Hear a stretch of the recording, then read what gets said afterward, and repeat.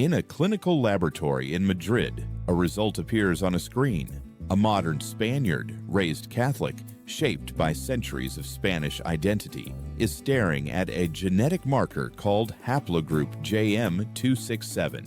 It is a biological signature of the Levant, a direct line encoded in DNA, running back to a people who were officially expelled from this soil 500 years ago. The Inquisition spent 3.5 centuries trying to erase that line.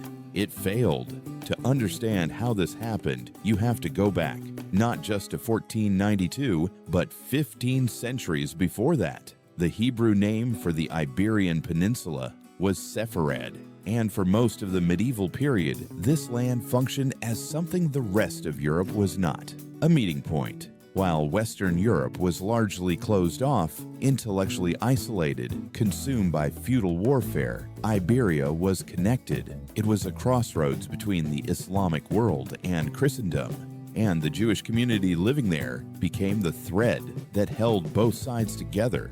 They translated Aristotle from Arabic into Latin.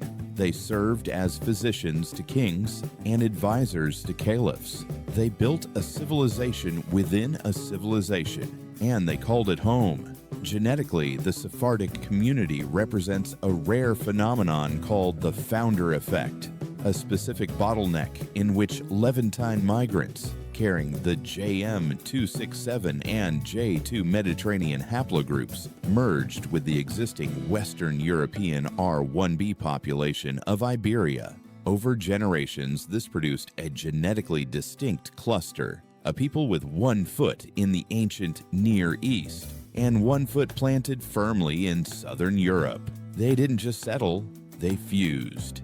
And out of that fusion came something remarkable, a community fluent in Arabic, Hebrew, Latin, and Castilian at a time when most people barely left their village. There was another layer of survival, less visible than genetics, but just as durable. Ladino is what happens when a language is forced underground and kept alive in secret for 5 centuries. At its core, it is 15th century Castilian Spanish, the dialect of Ferdinand and Isabella's court, frozen at the moment of expulsion. But over the following centuries, Sephardic communities layered it with Hebrew, Aramaic, Turkish, and Greek.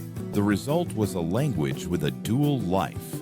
At home, it was memory, a way of keeping a culture intact across borders and generations. In the marketplace, it became a commercial lingua franca, understood from Amsterdam to Istanbul to Recife. Merchants who spoke Ladino could operate across the entire width of the known trading world. It wasn't just a dialect. It was an infrastructure. The era they flourished in was the convivencia, the coexistence of Muslim, Jewish, and Christian intellectual culture in Al-Andalus. This was not a utopia. It was a productive tension. 3 civilizations in close, competitive, occasionally violent proximity. And out of that proximity came the mathematics, the astronomy, the philosophy, and the architecture that fueled the Renaissance. The Sephardim were not just participants. They were the translators, the bridge builders, the people who understood all 3 sides.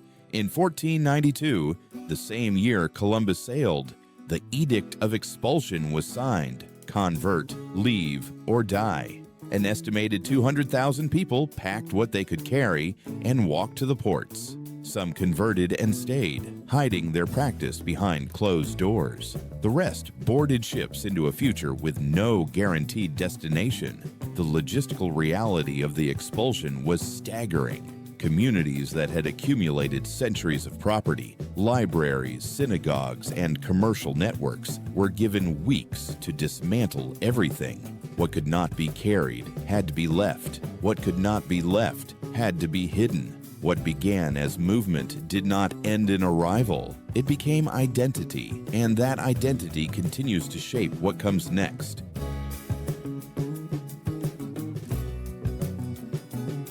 The expulsion didn't break the Sephardic world, it scattered it.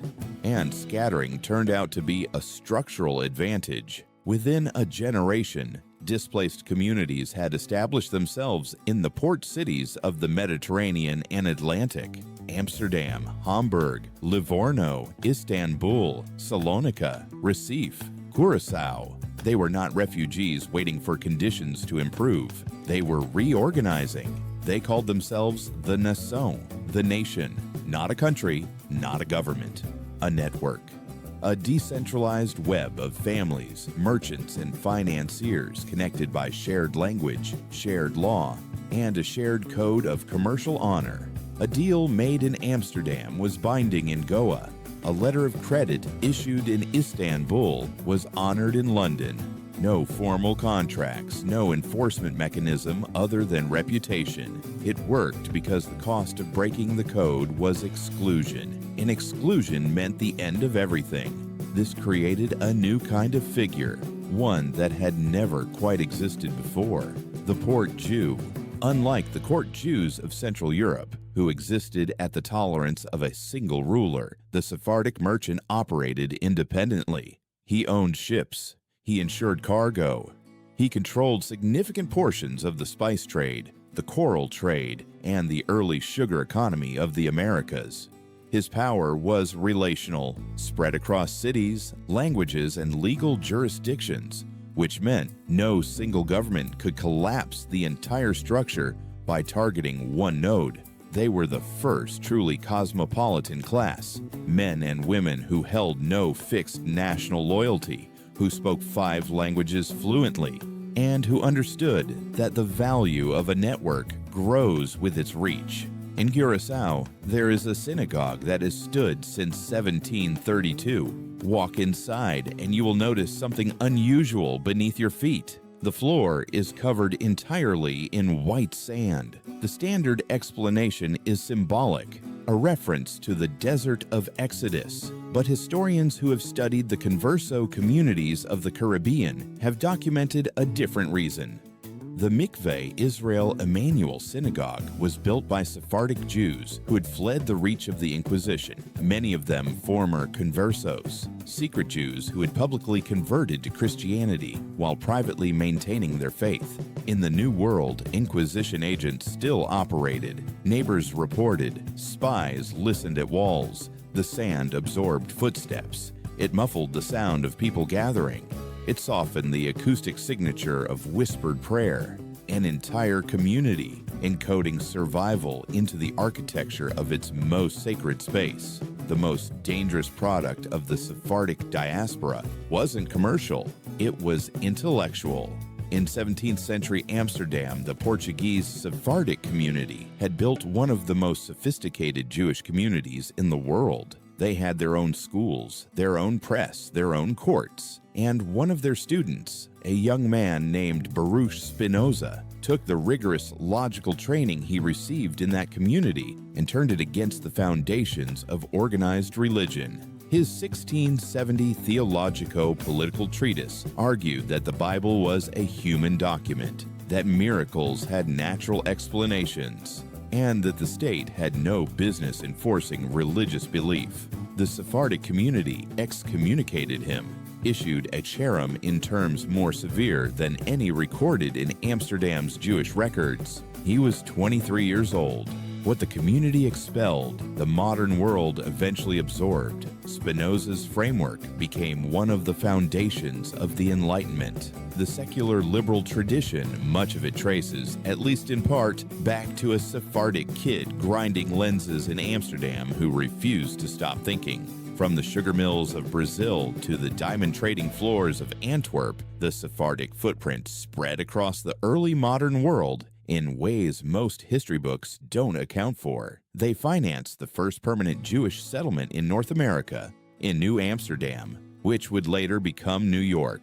They helped build the early insurance industry in Amsterdam. They introduced refined sugar production to the Caribbean. When a culture is broken, the assumption is that it diminishes. The Sephardic story suggests the opposite. Pressure diffuses. And diffusion, if the network is strong enough, becomes expansion. What was broken did not disappear. It adapted. And in that adaptation, something new endured.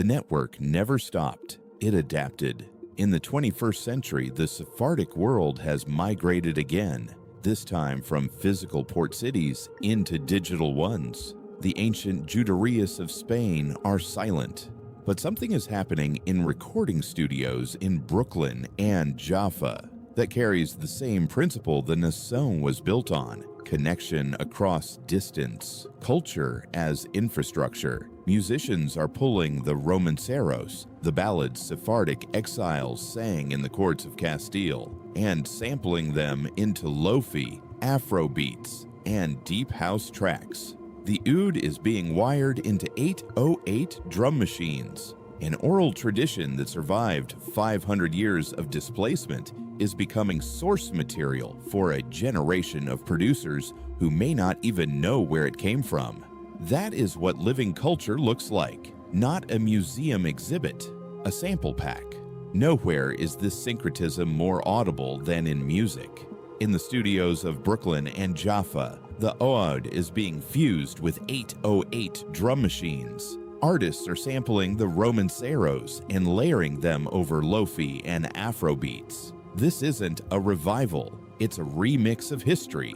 It's the sound of a culture that refuses to become a museum piece. Here is where it gets strange. Ladino, the language that Sephardic communities spoke in secret for 5 centuries, that linguists spent decades trying to preserve, is now attracting attention from a different direction entirely. The language was built for cross-border communication under hostile conditions. It was layered, flexible, designed to carry meaning across multiple cultural systems simultaneously. Researchers working on decentralized communication models, the kind of architecture that underlies modern distributed systems, have identified Ladino's structural logic as a useful reference point. A language built by 15th century merchants to operate without central authority turns out to have something in common with 21st century protocol design. The people who invented that language did it to survive.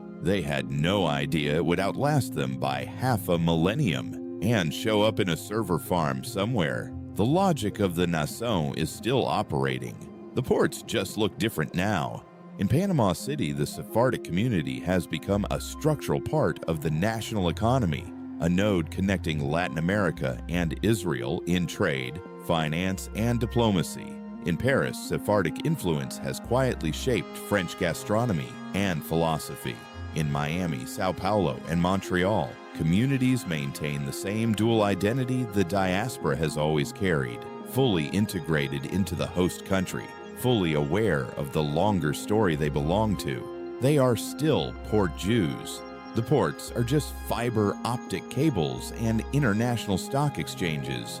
In 2015, Spain and Portugal passed laws offering citizenship to documented descendants of the expelled Sephardic Jews. It was the first formal legal acknowledgement 523 years later that the expulsion had happened and could be partially undone. More than 150,000 people applied. Most of them weren't planning to move. They applied because there was something that needed to be closed, a loop that had been open since 1492, a legal record that finally said, "You were here, you were removed, and you belong." It was a document, but documents carry weight. What the Sephardic story keeps returning to is a single principle: identity can survive without territory, if the culture is strong enough to carry it. They lost Spain. They nearly lost Ladino. They were scattered across every ocean, and at each point of fracture, instead of dissolving, the network adapted. It found new ports, new languages, new mediums. The Sephardim are a bridge, not a metaphor for a bridge, an actual structural connection between the ancient world and the modern one, between the Islamic Mediterranean and the secular West, between 15th century Castilian courts and 21st century recording studios. That bridge is still standing, and it's still being used. The story didn't end. It moved, and it's still moving.